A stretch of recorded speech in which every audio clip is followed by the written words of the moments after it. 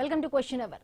మోదీ మంచి మిత్రుడు అంటాడు, ఆ తర్వాత వాతలు పెట్టేది పెడుతూనే ఉన్నారు ట్రంప్. ఎందుకో ఏమో పన్నుల పేరుతో ఎడాపెడా వాయిస్తూనే ఉన్నారు.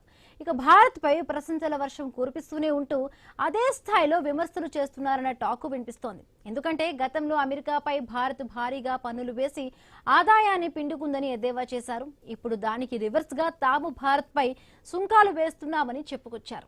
ట్రంప్ భారత్ పై ఎందుకు అంత కోపం? ట్రంప్ది కోపమా, ప్రతీకార చర్యనా?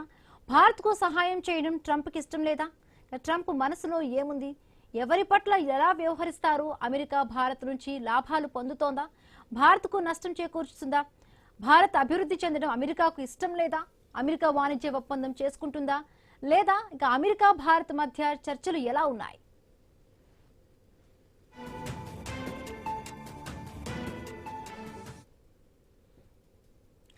భారత్ పై మరొకసారి ట్రంప్ సుంకాలు విధించారు. మిత్రుడు అంటూనే కూడా ప్రతిసారి కూడా సుంకాలు విధించిన విధానం అటు ట్రంప్ పై ఉంది. దీనికి సంబంధించి పూర్తి అనాలిసిస్ ని మా కలీగ్ న్యూస్ నుంచి సుధా లైవ్ లో సిద్ధంగా జాయిన్ అయ్యారు. సుధా, మనం చూస్తున్నాము పన్నుల పేరుతో ఎడాపెడా ట్రంప్ ఎప్పుడు వాయిస్తూనే ఉంటారు. మోదీ తనకు మిత్రుడు అంటూనే కూడా మరొకసారి కూడా మోత ఈ సుంకాలకు సంబంధించి కూడా మోత మోయించినట్టుగా తెలుస్తోంది. ఎట్లా దీన్ని అర్థం చేసుకోవాలి? Right Bindu, thank you. So మనం చూస్తున్నట్లు వైట్ హౌస్ లో ట్రంప్ చేసిన వ్యాఖ్యలు కూడా కాస్త హాట్ టాపిక్ అని. మరి ఇటు పక్కన భారతదేశం మాకు మిత్ర దేశం అంటూ, మోదీ నా మిత్రుడు అంటూ కూడా పక్కన చెప్తూనే ఉన్నప్పటికీ ఇటు సుంకాలు మాత్రం ఎక్కడ ఆగటం లేదు. సో ఆ విధంగా నిన్న వైట్ హౌస్ లో చేసిన వ్యాఖ్యలు అయితే హాట్ టాపిక్ అని చెప్పాలి. ఎందుకంటే ఇటు మాట్లాడుతూ ఈ వాణిజ్య ఒప్పందాల గురించి మాట్లాడుతున్నప్పుడు కూడా ఇటు ఏళ్ల తరబడి ఇటు భారత్ లబ్ధి పొందింది మా నుండి, ఇప్పుడు అధిక సుంకాలు వేసింది, ఇప్పుడు అదే విధంగా మేము భారత్ నుండి లబ్ధి పొందబోతున్నాం, భారీగా లాభాలు పొందబోతున్నాం అంటూ కూడా ఇటు ట్రంప్ చెప్పుకొస్తున్నారు. అంటే ఆల్రెడీ ఇప్పుడు ఒకవైపు నుంచి ఇటు భారత్ లో 4 రోజుల పాటు అమెరికాతో వాణిజ్య ఒప్పందాలు నడుస్తూ ఉన్నాయి. అవి 99% పూర్తయిపోయాయి. ఇటు వాణిజ్య ఒప్పందానికి ఇంకా రెడీ అవ్వబోతుంది అనుకున్న సమయంలో ఇటువంటి వ్యాఖ్యలు చేయటం, అంటే ఇప్పుడు ఇక మీదట మేము భారత్ నుంచి సుంకాలు అధికంగా లాభాలని పొందబోతున్నాం అంటూ ట్రంప్ చేసిన ఈ వ్యాఖ్యలు ఇటు భారత్ ని ప్రజల్లోకి పెట్టే ఉద్దేశం అనుకోవాలా, లేదంటే ఒక పక్కన ఆల్రెడీ ఇటు ఫోర్స్డ్ లేబర్ చట్టం అంటూ దానికి సంబంధించి సుంకాలు అంటూ కూడా ఇప్పుడు 12.5% కూడా ఇంకా ఎక్స్ట్రా పెంచబోతున్నాం, దానికి సంబంధించి ప్రజాభిప్రాయ సేకరణ కూడా ఉండబోతుంది, దాన్ని కూడా ఫైనల్ చేసి అది కూడా వేస్తామంటూ కూడా అంటున్నారు.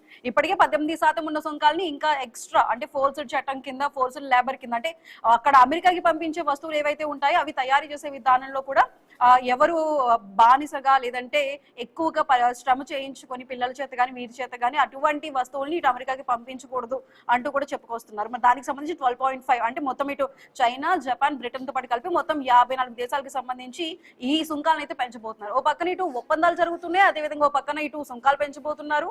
అసలు ఏ విధంగా ఉంది ట్రంప్ వ్యూహం? మరి ఈ అంశాలన్నిటికి సంబంధించి మాట్లాడడానికి విశ్లేషకులు భరత్ రెడ్డి గారు ఉన్నారు. భరత్ రెడ్డి గారు నమస్కారం అండి. భరత్ రెడ్డి గారు ఆడియో ఓకే అండి? ఓకే అండి, వినిపిస్తుంది, చెప్పండి. సో భరత్ రెడ్డి గారు, ఇటు మనం చూస్తుంటే 99% ఈ వాణిజ్య ఒప్పందం కన్ఫర్మ్ అయిపోయింది. సో ఇంకా సంతకాలు చేసుకోవాల్సిన మాత్రమే మిగిలి ఉన్నాయి. పూర్తిగా ఒప్పందాలు అయితే పూర్తిగా అయిపోయాయి అని చెప్తున్నారు. అదే విధంగా ఇప్పుడు మళ్ళీ సుంకాలు కూడా పెంచబోతున్నారంటూ చెబుతున్నారు. దానికి సంబంధించి మేము ఇటు భారత్ నుంచి మేము లాభాలు పొందే విధంగా ఉన్నాయి, మాకు అనుకూలంగా ఉంది అంటూ కూడా ఇటు ట్రంప్ చెప్తున్నారు. అంటే ఇదంతా నిజంగానే ఇటు భారత్ మీద మమకారమా, లేదంటే ఇటు చెప్తున్నట్టు ఏదైనా కావాలని ప్రజల్లో ఇరికించి ఈ ఒప్పందాల ముందు ఇలా ప్రజల్లో ఇరికించడం కోసం ఈ వ్యాఖ్యలు చేశారనుకోవచ్చా? ట్రంప్ మొదటి నుంచి కూడా కొంత ఏది మాట్లాడుతుందో తెలియని పరిస్థితి మనకు కనిపిస్తుంది. ఏదైతే టెంపరీ ట్రంప్ అన్నారో ఒక్కొక్కసారి ఒక్కో విధంగా మాట్లాడుతుంది. ఇప్పుడు రష్యా నుంచి మనం ఆయిల్ కొనుగోలు చేస్తున్న సందర్భంలో కూడా చాలా పన్నులు విధించడం జరిగింది. 50%, 100%, 125%. ఏదో విధంగా భారతదేశం తన దారిలో అనేది ట్రంప్ ఉద్దేశం. ముఖ్యంగా గతంలో ఉన్న అమెరికా ప్రెసిడెంట్ భారత్తో సత్సంబంధాలు ఉన్నప్పుడు, కొంత పాకిస్తాన్ వైపు ఉన్నప్పుడు భారత్తో కొంత చూసి చూడనట్టుగా కొన్ని వాణిజ్య ఒప్పందాలు కానీ, లేదంటే మన దేశస్తులు చాలా మంది అమెరికాలో ఉండడం, అమెరికా పౌరసత్వం ఉండడం, కాబట్టి కొంత వాళ్ళు పాకిస్తాన్ ఎంత సపోర్ట్ చేసినప్పటికీ మనతో కొంత బాధ్యతాయుతంగా ఉన్న సందర్భాన్ని మనం చూడొచ్చు. గతంలో ఉన్న డెమోక్రటిక్ అయినా రిపబ్లిక్ అయినా ఎవరు ప్రెసిడెంట్ గా పనిచేసినప్పటికీ కూడా భారత్ పట్ల కొంత పూర్తిగా సానుకూలంగా కాకుండా వ్యతిరేక భావంతో అయితే లేరు. కానీ ఇప్పుడు ట్రంప్ వచ్చిన తర్వాత ఒకసారి నేను మోడీ నాకు ఫ్రెండ్ అంటాడు, మోడీ నా దారిలోకి రావాలంటాడు, నేను అమెరికా నుంచి మీరు ఆయిల్ కొనుగోలు చేయొద్దంటారు, ఆయిల్ కొనుగోలు చేస్తే మీకు మరింతగా పనులు చేస్తారంటే ఒక్కొక్కసారి ఒక్కో విధంగా మాట్లాడుతున్న సందర్భాలు ప్రతి చాలా సందర్భాల్లో రష్యా నుంచి కొనుగోలు చేసిన సందర్భంలో భారతదేశం చాలా వరకు అంటే పెడిచెవిన పెట్టింది. అమెరికా చెప్తున్న డిమాండ్స్ ని పెడిచెవిన పెట్టి వాళ్ళు ఎంత ట్యాక్స్ పన్నులు విధిస్తున్నప్పటికీ ఆ పన్నులు విధించ సిద్ధమైంది, అంటే పన్నులు కట్టడానికి సిద్ధమైంది. అయితే చివరికి వాణిజ్య ఒప్పందాల సందర్భంగా కొంతవరకు భారతదేశం లొంగిందని చెప్పి, లొంగడం అంటే అమెరికా పెట్టిన షరతులకు తలొగ్గి రష్యా నుంచి కొనుగోలు చేసే ఆయిల్ కొనుగోలు సంబంధించి తగ్గించడం జరిగింది. పూర్తి స్థాయిలో మాలేకపోవడం కూడా జరిగింది. కానీ ఎప్పుడైతే పశ్చిమ దేశాల యుద్ధానికి సంబంధించి ఇజ్రాయెల్, ఇరాన్, అమెరికా యుద్ధానికి సంబంధించి మరొక ప్రారంభమైందో అప్పుడు మరొకసారి ఆయిల్ సంక్షోభం ఏర్పడిన సందర్భంగా మళ్ళీ ట్రంపే మీరు రష్యా నుంచి ఆయిల్ కొనుగోలు చేసుకోవద్దు, పరిమితంగా మేము చెప్పే వరకు, అంటే ప్రతిదీ కూడా నేను చెప్పినట్టే నడవాలి, నా ఆధీనంలోనే జరగాలని ఒక ఏమంటారు వాళ్ళ ధోరణి, పెట్టుబడి ధోరణి అనుకోవచ్చు. ఇంకా ఇండియా పాకిస్తాన్ మధ్య ఘర్షణ నెలకొన్న నేపథ్యంలో ఇండియా పాకిస్తాన్ కొంత ఘర్షణకు వెళ్ళి యుద్ధం వాతావరణం నెలకొన్న నేపథ్యంలో భారత్ పైకి సాధిస్తుంది పాకిస్తాన్ మీద అన్న సందర్భంలో కూడా భారత్ తో సంబంధం లేకుండా తనే ప్రకటించడానికి యుద్ధాన్ని ముగించేస్తారు, ముగింపు నేనే ఆపాలని చెప్తున్నాను. అంటే ఇలాంటి వ్యాఖ్యలు ఏంటంటే నేనే ఒక పెద్దన్న పాత్ర పోతున్నాను, ఎందుకంటే మిగతా దేశాలు వినాలి అనేది అతనికి ఒక కోరిక. కానీ ఇక్కడ భారతదేశం లాంటి ప్రజాస్వామ్య దేశం మొదటి నుంచి కూడా అలీన విధానం, అలాగే విదేశంగా స్వతంత్ర విధానం, నెహ్రూ కాలం నుంచి తయారు చేసిన ఆ విదేశం విధానం అనేది ఆ పార్టీలు మారినప్పటికీ ప్రభుత్వాలు ఏ ప్రభుత్వం కానీ దాన్ని కంటిన్యూ చేస్తున్నాయి. చెప్పండి. ఓకే, ఇప్పుడు మనతో పాటు మాట్లాడడానికి మరో విశ్లేషకులు మధుసూదన్ రావు గారు కూడా అందుబాటులో ఉన్నారు. మధుసూదన్ గారు నమస్కారం అండి. నమస్తే అండి. సో మధుసూదన్ రావు గారు, ఇటు ఫెబ్ లో కూడా రష్యా ఆయిల్ కొనకూడదు అని ఒక కండిషన్ మీద 50% వరకు ఉన్నటువంటి సుంకాల్ని 18% తగ్గించారు. ఇప్పుడు మళ్ళీ అదేవిధంగా పాత సుంకాల్ని ప్రస్తావిస్తే ఇప్పుడు ఫోర్స్డ్ లేబర్ సుంకం అంటూ కూడా ఇప్పుడు మళ్ళీ 12.5% పెంచబోతున్నారు. అంటే ఓవరాల్ గా ఇటు భారత్ ఎంత లొంగితే అంతవరకు సుంకాల బాధుడు వేయడానికి ఇటు అమెరికా నిశ్చయించుకుంది అనుకోవచ్చా? ఇది ఇప్పుడు అమెరికా వాళ్ళు అసలు అర్థం పర్థం లేకుండా వ్యవస్థ నడుస్తా ఉన్నది ట్రంప్ కు సంబంధించింది. మనం ఇక్కడి నుంచి వస్తువులు పంపిస్తున్న దాంట్లో ఆయన ఏమంటారంటే మీ దగ్గర చీప్ లేబర్ ఉన్నారు, అంటే తక్కువ ఖర్చుతోటి మీరు ప్రొడక్షన్ తయారు చేస్తున్నారు కాబట్టి ఆ ప్రొడక్ట్ అమెరికాకు వచ్చేసరికి మీకు కాస్ట్ ఆఫ్ మ్యానుఫ్యాక్చరింగ్ అది తక్కువ అవుతుంది. మా దగ్గర లేబర్ కాస్ట్ ఎక్కువ ఉంది కాబట్టి ఆ వస్తువు మీ మార్కెట్కి వచ్చేసరికి మా వస్తువు డిమాండ్ పడిపోతుంది, మీ వస్తువు డిమాండ్ పెరుగుతుంది, మీ సేల్స్ పెరుగుతున్నాయి కాబట్టి మా పరిశ్రమలకు ముప్పు వాటిల్లుతుందనే ఆలోచనతో ఆయన మీరు అన్నట్టుగా 12.5% నేను పెంచేస్తా అని చెప్పి అన్నది నిజమే, వాస్తవమే.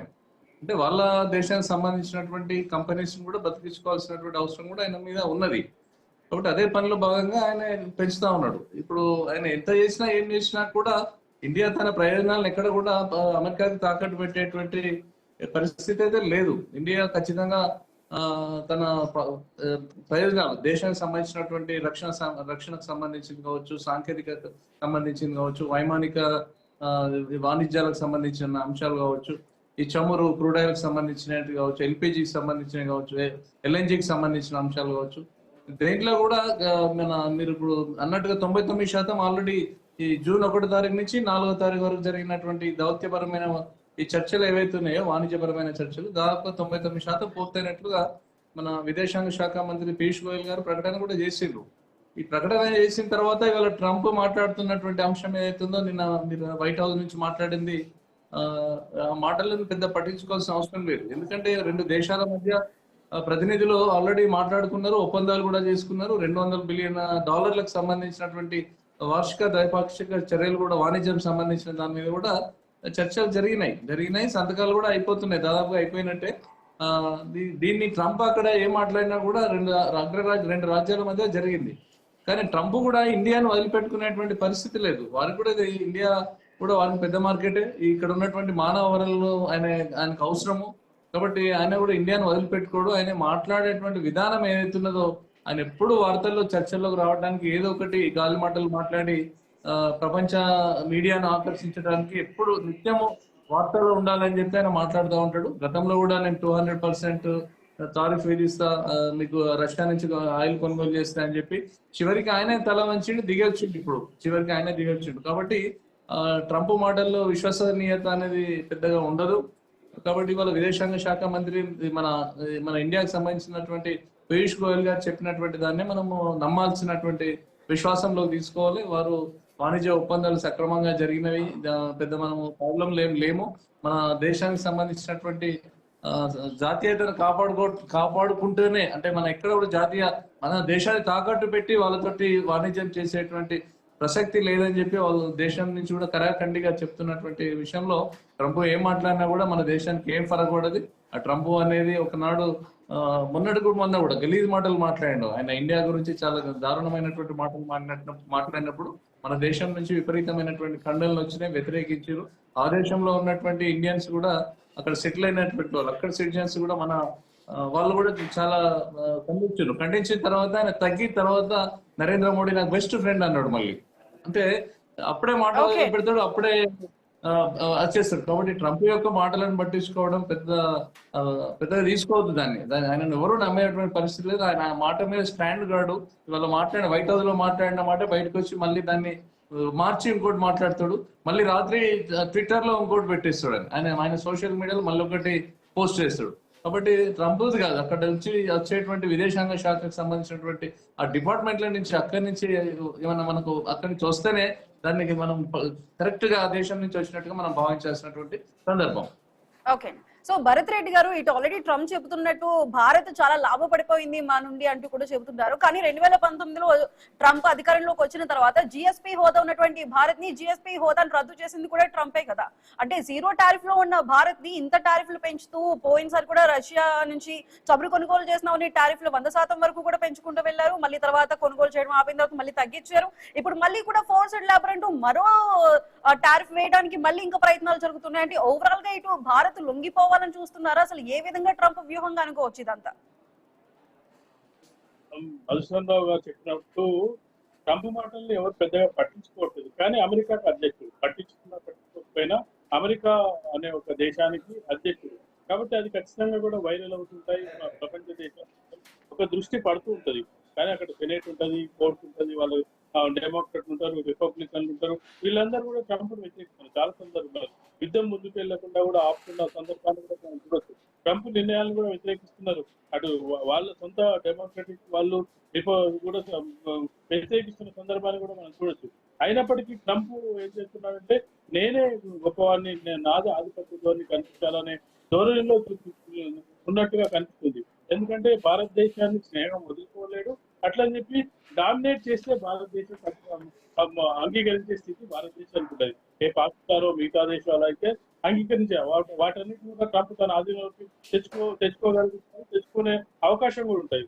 భారతదేశం లాంటి ఒక విధానం ఉన్న దేశం, స్వయం ప్రతిపత్తి ఉన్న దేశాన్ని ఏ దేశాన్ని కూడా లొంగిపోయే అవకాశం కనిపిస్తుంది. ఎందుకంటే మనం అణు పరీక్షలు నిర్వహించడం, పోఖ్రాన్ అణు పరీక్షలు నిర్వహించిన సందర్భంలో కూడా మన మీద చాలా ఆంక్షలు విధించడం జరిగింది. వాజ్పేయి ప్రధానిగా ఉన్న సందర్భంలో చాలా దేశాల నుంచి ఆంక్షలు విధించడం జరిగింది. ఆంక్షలు విధించినప్పటికీ మరి మన రెండోసారి మూడోసారి కూడా పోఖ్రాన్ అణు పరీక్షలు నిర్వహించడం జరిగింది. ప్రపంచ దేశాలకు భారతదేశం యొక్క శక్తి సామర్థ్యాలను చాటి చెప్పినవి. ఇది కొంతవరకు అమెరికాకు కంటగింపుగా ఉండే అవకాశం ఉంది. ఎందుకంటే ఒకవైపు ఎక్కువ ఆర్థిక వ్యవస్థ కలిగిన దేశం, అలాగే ప్రపంచ మార్కెట్ లో ఎక్కువ భాగం భారతదేశానికి ప్రపంచ మార్కెట్ ఎక్కువ అందిస్తున్న దేశంగా చెప్పచ్చు. ఎందుకంటే చైనా తర్వాత ఎక్కువ చైనాకు సంబంధించిన ప్రొడక్ట్స్ కూడా మన దగ్గరికి వస్తాయి. మన దేశంలో ఎక్కువ విదేశాల నుంచి వచ్చేవన్నీ కూడా మన దగ్గర కూడా మార్కెట్ ఉన్న సందర్భంలో ఏదో విధంగా అంటే కన్ఫ్యూజ్ చేసో లేకపోతే బెదిరించో ఏదో విధంగా భారత్ తన వైపు తీసుకోవాలని చెప్పి ప్రెసిడెంట్ గా రెండోసారి, మొదటిసారి ఇంత ఇదిగా కనిపించిన సందర్భాలు చూడలేదు. మొదటిసారి ట్రంప్ ఆమె అధ్యక్షుడిగా చేయడం జరిగింది. అప్పుడు కొంత సమయంలో కూడా ఉన్నట్టుగా మనకు కనిపిస్తుంది. కానీ ఏదైతే రెండోసారి మధ్యలో ఓడిపోయి రెండోసారి అధ్యక్షుడిగా బాధ్యతలు చేపట్టిన తర్వాత అప్పటి నుంచి మొదటి నుంచి కూడా మనకి కాంట్రవర్సీగానే కనిపిస్తుంది. కానీ ఎక్కడ కూడా డిప్లొమాటిక్ గా కానీ ఒక దేశ అధ్యక్షుడిగా, ఒక అమెరికా లాంటి ఒక పెద్ద దేశానికి, అగ్ర దేశానికి అధ్యక్షుడి హోదా అయితే అతనిలో ఆ ఉన్నతనం అయితే కనిపించలేదని మనం చెప్పొచ్చు. మామూలు పాకిస్తాన్ దేశం లాంటి దేశాలు ఏ విధంగా వ్యవహరిస్తాయో, అధ్యక్షులు ఏ విధంగా వ్యవహరిస్తారో ఆ విధంగానే వ్యవహరిస్తున్నారు తప్పితే ఒక హుందాతనంతో అయితే వ్యవహరించలేడు. ఏది ఏమైనప్పటికీ వాణిజ్య ఒప్పందాలు జరుగుతుంటాయి. వాణిజ్య ఒప్పందాలు జరుగుతున్న సందర్భంలో వాణిజ్య ఒప్పందాల ప్రకారమే ముందుకెళ్తారు. ఎందుకంటే ఈ రోజు ట్రంప్ ఉంటారు, వెళ్తారు. కానీ దేశానికి ఉండే వాణిజ్యం, వర్తకం, అగ్రిమెంట్ అనేది ముఖ్యం. ట్రంప్ 4 ఏళ్ల తర్వాత ఉండకపోవచ్చు. అయినా రెండోసారి అమెరికా ఆ రూల్స్ ప్రకారం ఏంటంటే 2 సార్లు అధ్యక్ష పదవి చేపట్టిన వారు మరొకసారి చేయడానికి వీల్లేదు. కాబట్టి దేశానికి మధ్య అగ్రిమెంట్ల మధ్య భారతదేశము అమెరికా మధ్య ఒప్పందాలు ఏ విధంగా జరిగేది, ఒప్పందాల వల్ల భారతదేశం ఏమైనా కోల్పోతుందా, భారతదేశం ఏమైనా లొంగిపోయిందా, అమెరికా ముందు ఏమైనా లొంగిపోయిందా అంటే ఏదైనా ఒప్పందం జరిగినప్పుడు ఇరు దేశాలకు విన్ టు విన్ సిచ్యువేషన్, వాళ్ళకు లాభం మనకు లాభం జరిగే విధంగా ఒప్పందాలు జరుగుతుంటాయి. అవి దానికోసం విదేశాంగ శాఖ కానీ వాణిజ్య శాఖ మంత్రులు కానీ వీళ్ళందరూ కూడా పెద్ద ఎత్తున కసరత్తు చేస్తుంటారు. ఎందుకంటే ఏ దేశానికి కూడా పూర్తిగా లొంగిపోయే పరిస్థితి భారతదేశం ఉండని పరిస్థితి ఉంది. కాబట్టి ట్రంప్ మాటలను పెద్దగా పట్టించుకోవాల్సిన అవసరం లేదు. ట్రంప్ చేసే వ్యాఖ్యలు ఏమవుతున్నాయంటే భారతదేశంలోని ప్రజలకు కొత్త గందరగోళాన్ని కల్పిస్తున్నాయని మనం అనుకోవచ్చు. ఓకే అండి. సో మధుసూదన్ రావు గారు, ఇటు ఆల్రెడీ ట్రంప్ చెప్తున్నట్టు మనం ఇక్కడ అధిక సుంకాలు వేస్తుంది విలాసవంతమైన వస్తువులు అంటే ఇటు హార్లీ డేవిడ్సన్ కానీ చాలా సార్లు చెప్పారు దీంట్లో అధిక సుంకాలు వేస్తుంది భారత్ అని. అదేవిధంగా అమెరికా నుంచి వచ్చే మద్యం వైన్ విషయంలో కానీ అధిక సుంకాలు వేస్తుంది. కానీ ఇటు మన భారత్ నుంచి వెళ్లే ఇటు పేద కార్మికులు, చేనేత కార్మికులు తయారు చేసేటువంటి టెక్స్టైల్ రంగంలో ఉన్నటువంటి కార్మికులు తయారు చేసే వస్తువుల మీదే ఇటు ఫోర్స్డ్ లేబర్ టారిఫ్ అంటూ కూడా వేయబోతున్నాం అంటూ కూడా చెప్తున్నారు. ఇది కరెక్ట్ కాదు అంటూ కూడా చెప్తారు. అంటే ఇది ఎక్కడ మనం వేసే టారిఫ్లకి సంబంధించి అవి విలాసవంతమైన వస్తువులు, అది బడ్జెట్ ఎక్కువ ఉన్న వాటి మీద టారిఫ్లు వేస్తే ఎవరైనా ధనికులు తీసుకునే అవకాశం ఉంటుంది. కానీ ఇటు మన దగ్గర ఉన్నటువంటి పేద కార్మికులు చేస్తున్న వస్తువులు, తయారు చేసినటువంటి వస్తువుల మీద టారిఫ్లను పెంచడం అనేది ఎంతవరకు కరెక్ట్, ఇది పూర్తిగా కూడా న్యాయరహితం అనే మాట కూడా మనకు వినిపిస్తుంది. ఇప్పుడు ట్రంప్ టారిఫ్లు వేస్తాం అధికంగా అని చెప్తున్నటువంటి సందర్భంలో మనం పంపిస్తున్నటువంటి వస్తువులు మన ఏంటి దాదాపుగా మనం ఆహార ఉత్పత్తులు ఎక్కువ పంపిస్తాం. ఆహార ఉత్పత్తులు, బట్టలకు సంబంధించిన వీటిని మరి ఇంకోటి కెమికల్స్, మన మెడిసిన్ సంబంధించిన ఫార్మా రంగానికి సంబంధించిన ఉత్పత్తులు పెద్ద ఎత్తున పోతాయి. ఇక్కడ జనరిక్ మందులు కావచ్చు, వ్యాక్సిన్స్ కావచ్చు. ఈ ఆహార ఉత్పత్తులకు సంబంధించి బాస్మతి రైస్ ప్రధానమైనటువంటి బాస్మతి అటు పాకిస్తాన్ నుంచి మన దగ్గర నుంచి చాలా పెద్ద ఎత్తున పోతుంది. అట్లనే ఆటోమొబైల్ సంబంధించినటువంటి ఎలక్ట్రానిక్ వస్తువులు ఇవన్నీ కూడా అక్కడ పోతాయి. అవన్నిటి మీద టారిఫ్ దాన్ని పెంచితే అక్కడ ఏమవుతుందంటే మనం ఒక రేటు మీద అమెరికాకి ఇస్తాం, టారిఫ్ పెంచితే ఎవరి మీద పడుతుంది ప్రభావం? అది అమెరికా ఉన్నటువంటి సిటిజన్స్ మీద అధికమైనటువంటి ప్రభావం పడుతుంది. వాళ్ళ ధర పెరుగుతుంది. ఇప్పుడు మీరు అన్నటువంటి మనం లగ్జరీ గూడ్స్ అమెరికా నుంచి వచ్చే వాటి మీద విస్కీ కావచ్చు, వాటి మీద ధరలు మనం పెంచితే ఎవరి మీద పడుతుంది? ఇక్కడ ఉన్నటువంటి కాస్ట్లీ పీపుల్ ఎవరైతే ఉన్నారో, అంటే బాగా లగ్జరీగా ఉన్నటువంటి వ్యక్తులకు అది ప్రభావం పడది. అది కొనుక్కుంటారు, వాళ్ళకి అవసరం ఉంటే అధిక డబ్బు పెట్టి కొనుక్కుంటారు. కానీ మన దేశం నుంచి పోయేటువంటి నిత్యావసర వస్తువులు అవి అక్కడ కూడా అమెరికాలో కూడా బీద వాళ్ళు ఉంటారు, చాలా కష్టపడి. అంటే మన అమెరికా అనగానే మొత్తం ఆగర్భ శ్రీమంతులు ఉండరు, అక్కడ కూడా భిక్షాలు ఉంటారు, అక్కడ కూడా middle class, lower middle class people కూడా ఉంటారు.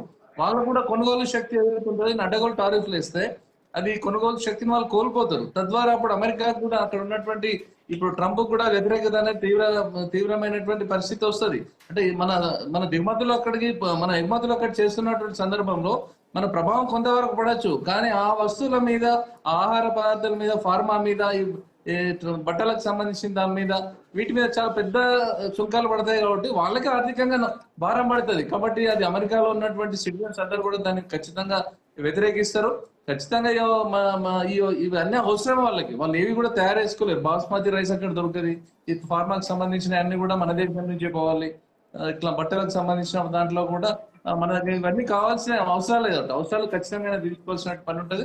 కాబట్టి దీని గురించి పెద్ద మనము ఏం లేదు. అమెరికా మేకపోతు గాంభీర్యత్వం ప్రదర్శిస్తుంది. అప్పుడప్పుడు మేము ఏదో చేయబోతున్నాం, ఏదో చేస్తున్నాం అనేటువంటిది ఒక అలజడిని సృష్టించడానికి ఆయన మాట్లాడుతుంటాడు.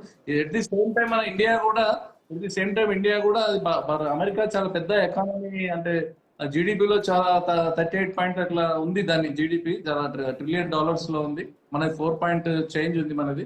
కాబట్టి మనము అంత పెద్ద దేశంతో ఖచ్చితంగా మనం వాణిజ్య వ్యాపార సంబంధాలు కొనసాగించాల్సిన అవసరం కూడా మనకున్నాయి. ఎందుకంటే మన ఫారిన్ ఎక్స్చేంజ్ కూడా మనకు రావాలి. కాబట్టి డాలర్ మన దగ్గర రూపాయి వాల్యూ పెరగాలి. ఇవన్నీ అంటే కూడా మన ఎక్స్పోర్ట్స్ అక్కడికి పోతేనే ఇవన్నీ కూడా జరుగుతూ ఉంటాయి. కాబట్టి ఖచ్చితంగా ఆ దేశంతో స్నేహపూర్వకంగానే ఉంటూ వాణిజ్య సంబంధాలను మెరుగుపరుచుకునే కార్యక్రమం మన దేశం చేస్తుంది. వాళ్ళు మాటలన్నా ఏదన్నా కూడా ఆ దేశంతో ఖచ్చితంగా మన విదేశాంగ విధానం చాలా బ్రహ్మాండంగా పనిచేస్తా ఉంది. మన మంత్రులు కూడా చాలా బాగా పనిచేస్తున్నారు. మన అధికారులు కూడా మంచి నెగోషియేషన్ చేస్తున్నారు. ట్రంప్ తనకు తానే మాటలు అంటూ ఉంటాడు, తనకు తానే లొంగిపోతా ఉంటాడు, మళ్ళీ తనకు తానే ఇండియా వైపు తను నిలబడేటువంటి అవకాశం ఉంటుంది. కాబట్టి ఆ ట్రంప్ కూడా తనకు సంబంధించినటువంటి ఆయిల్ ప్రొడక్ట్స్ ఆయన దగ్గర ఉన్న ఎల్పిజి అవి కూడా మన ఇండియాకి సప్లై చేయడానికి ఆయన కూడా ఉన్నాడు. అదేవిధంగా బోయింగ్ విమానాలకు సంబంధించి వాళ్ళ దగ్గర తయారీ విమానాల కూడా మనం కొనాలి. ఎందుకంటే చైనా దగ్గర బ్రేక్ అయిపోయింది. మొన్న చైనా పోయిన తర్వాత అక్కడ జరిగినటువంటి ద్వైపాక్షిక వాణిజ్యానికి సంబంధించినటువంటి దాంట్లో చర్చల ఫలితాలు ఎక్కడ బయటికి రాలే. ఆ సోయాబీన్ కి సంబంధించిన రకరకాల బోయింగ్ లకు సంబంధించిన అంశాలపైన ఎక్కడ కూడా వాళ్ళు అగ్రిమెంట్ కాలేదు. కానప్పుడు మళ్ళీ ఇండియా తోటి కూడా అదే విధంగా పోయినట్టయితే ఖచ్చితంగా ట్రంప్ మీద తీవ్రమైన వ్యతిరేకత అమెరికాలో వస్తుంది. కాబట్టి అమెరికా ఇండియా మీద మాట్లాడే తప్ప పూర్తి వ్యతిరేకత ఈ యొక్క ఒప్పందాల్లో ఇక్కడ కూడా జరగదని మా భావన. ఇటు భరత్ రెడ్డి గారు ఇటు ఆల్రెడీ చెప్తున్నట్టు ఇప్పుడు చైనా, వియత్నాం వీటితో పాటే భారత్ ని కూడా కలిపేసి 12.5% టారిఫ్ వేస్తామంటూ కూడా చెప్పడం అంటే ఇటు ఆల్రెడీ పాకిస్తాన్ గానీ అదేవిధంగా ఐరోపా సమైక్యంలో ఉన్నటువంటి EU కి సంబంధించి కానీ వాటికి 10% మాత్రమే టారిఫ్ వేస్తూ ఇటు భారత్ కి 12.5% టారిఫ్ వేయడం అంటే అసలు ట్రంప్ లెక్కల్ని మనం ఏ విధంగా చూడొచ్చు? అదంటే కక్ష సాధింపు సోదరుగానే కనిపిస్తుంది. ఎందుకంటే చైనా ఒక పెద్ద ఆర్థిక వ్యవస్థ. చైనాను భారత్ లొంగ తీసుకున్నట్టయితే ప్రపంచంలో లొంగని దేశాలు ఏవైనా ఉన్నాయంటే రష్యాతో పాటు భారత్, చైనా దేశాలు మాత్రం అమెరికా ఒత్తిళ్లకు కానీ అమెరికా చేసే పనులకు కానీ ఎప్పుడు కూడా సహకరించిన సందర్భాలు లేవు. కాబట్టి ఏదో విధంగా లొంగ తీసుకోవాలంటే ఇప్పుడు పాకిస్తాన్ ఏం సాధించిందని పాకిస్తాన్ లో ఇటీవల చూసినట్టయితే పాకిస్తాన్ లో చర్చలు జరపడం జరిగింది. పాకిస్తానే ఉగ్రవాద దేశం. ఉగ్రవాద దేశంలో ఎవరైనా చర్చలు జరుపుతారా? అమెరికా ఉగ్రవాద దేశంలో వెళ్ళి ఇరాన్ తో అక్కడికి వెళ్ళి చర్చలు జరపడం జరిగింది. శాంతియుతంగా ఉండే దేశంలో ఏదైనా చర్చలు ఉంటే అది కలిసి వస్తుంది, లేకపోతే శాంతి మార్గం ఏర్పడుతుంది. అంటే ట్రంప్ ఎంపిక చేసుకునే విధానమే తప్పుడు విధానంగా కనిపిస్తుంది. ఎందుకంటే ఇప్పుడు చైనాను దెబ్బతీయాలి, భారత్ దెబ్బతీయాలి, లేదంటే లొంగ తీసుకోవాలంటే టారిఫ్లు, అంటే అతని చేతిలో ఉన్న ఆయుధం ఏంటంటే టారిఫ్లు వేయడం ద్వారా లొంగ తీసుకోవచ్చు అనుకుంటాడు. ఈ టారిఫ్లు వేయడం వల్ల గతంలో భారతదేశం భయపడ్డ సందర్భాలు లేవు. గతంలో కూడా 50%, 100%, 120% వేస్తాం, మీరు రష్యా నుంచి ఆయిల్ కొనుగోలు చేస్తే అని చెప్పి, క్రూడ్ ఆయిల్ కొనుగోలు చేస్తే అని చెప్పి చెప్పిన సందర్భంలో కూడా భారత్ పెద్దగా స్పందించిన సందర్భాలు లేదు. అప్పుడు విదేశాంగ శాఖ గట్టిగా స్పందించడం జరిగింది. యూరోపియన్ దేశాలు కొంటున్న దానికంటే మేము తక్కువనే కొంటున్నాం, మమ్మల్ని కొనొద్దని చెప్పి మీరు కొనడానికి మీకేం రైట్స్ ఉన్నాయని చెప్పి ప్రస్తుతంగానే అమెరికా లాంటి ఐరోపా దేశాలు కూడా వెనక్కి తగ్గడం జరిగింది. కాబట్టి విదేశాంగ విధానం ప్రకారం వెళ్తున్న సందర్భంలో ట్రంప్ నేను వేస్తాను, ట్యాక్సులు వేస్తాను, పన్నులు విధిస్తానని చెప్పి చెప్పడం ద్వారా భారతదేశాన్ని లొంగదీసుకోవడానికి బెదిరించడానికి ఒకసైపు దొంగ తీసుకోవడానికి బెదిరించడానికి చేస్తూనే మరోవైపు ట్రంప్ నాకు మోడీ నాకు మిత్రుడు కానీ నా దారిలోకి రావట్లేదు అని చెప్పి కూడా గతంలో ఒక సందర్భంలో వ్యాఖ్యానించడం జరిగింది. మిత్రుడు అయితే తన దారిలోనే ఉంటాడు, మళ్ళీ దారిలోకి తెచ్చుకోవడానికి మిత్రుడు కాదు కాబట్టి దారిలో తెచ్చుకోవడానికి ప్రయత్నిస్తుండ్రు. ఆ దారిలో వెళ్ళడానికి భారత విదేశాంగ విధానం సహకరించదు. ఎందుకంటే అక్కడ మోడీ ఉన్నా, మరొకరున్నా, ఎవరు అక్కడ అధికారంలో ఉన్న విధానం ప్రకారం వెళ్తుంటారు. కాబట్టి ఒక వ్యక్తి వల్ల మోడీ నా మిత్రుడన్న మాత్రాన అది ఎలాంటి పన్నులు వేస్తే ఊరుకునే పరిస్థితి ఉండదు. ఖచ్చితంగా దానికి ఒప్పందాల ప్రకారం వెళ్లాల్సి ఉంటుంది. కాబట్టి ఖచ్చితంగా ట్రంప్ ను పెద్దగా పట్టించుకోవాల్సిన అవసరం లేదు. మరి రేపు ఏం స్టేట్మెంట్ ఇస్తారో తెలియదు. ఈ రోజు ఈ స్టేట్మెంట్ వస్తుంది, రేపు ఏం స్టేట్మెంట్ వస్తుందో, ఎల్లుండి ఏం స్టేట్మెంట్ వస్తుందో, ఇవన్నీ కూడా గందరగోళమైన పరిస్థితిలో అన్ని గందరగోళాన్ని గురి చేస్తూ ఇతర దేశాలను, ప్రపంచ దేశాలను గందరగోళానికి గురి చేస్తూ తన సొంత దేశ ప్రజలను కూడా గందరగోళానికి గురి చేస్తుందని మనం అనుకుంటాం. ఓకే భరత్ రెడ్డి గారు, థ్యాంక్ యూ సో మచ్ అండి. మధుసూదన్ గారు, థ్యాంక్ యూ అండి. సో మనం చూస్తున్నట్టు ఇట్లా ఆల్రెడీ మోదీ మంచి మిత్రుడు అంటూ ట్రంప్ చెబుతున్నప్పటికీ కూడా వెనక సుంకాల మోతైతే మోగిస్తూనే ఉన్నారు. ఒక పక్కన ఆల్రెడీ గతంలో పెంచిన సుంకాల్ని తగ్గించామని చెప్పినప్పటికీ కూడా మళ్ళీ ఇప్పుడు కొత్త రూల్ ని తీసుకొచ్చి మళ్ళీ 301 సెక్షన్ కింద కూడా ఇటు లేబర్ కి సంబంధించిన టారిఫ్ రూపంలో కూడా ఇటు కార్మికుల మీద మోతం మోయడానికి అయితే ఇటు ఆల్రెడీ ట్రంప్ అయితే సిద్ధంగా ఉన్నారు. పక్కన ఇటు వాణిజ్య ఒప్పందాలు పూర్తయిపోయాయి, ఆల్మోస్ట్ 99% వాణిజ్య ఒప్పందం ఫైనల్ అయిపోయింది అని చెప్పి చెబుతున్నప్పటికీ ఇటు చేసిన ఈ వ్యాఖ్యలు కానీ అంటే మా నుంచి ఇటు భారత్ లాభపడింది కానీ ఇప్పుడు మేము భారత్ నుంచి అధికంగా లాభాలు పొందే అవకాశం వచ్చిందంటూ ట్రంప్ చేస్తున్న ఈ వ్యాఖ్యలు ఒక పక్కన ఇది ఒక ప్రెజర్ లోకి నెట్టే విధంగా అనుకోవచ్చా, లేదంటే దీనికి సంబంధించి ఇటు భారత్ ప్రభుత్వం తలొగ్గబోతుందా, ఏ విధంగా ఉండబోతుంది ఈ టారిఫ్లు అనేవి చూడాల్సి ఉంది. ఇది వాళ్ళకి క్వశ్చన్ ఎవరు. Keep watching I news.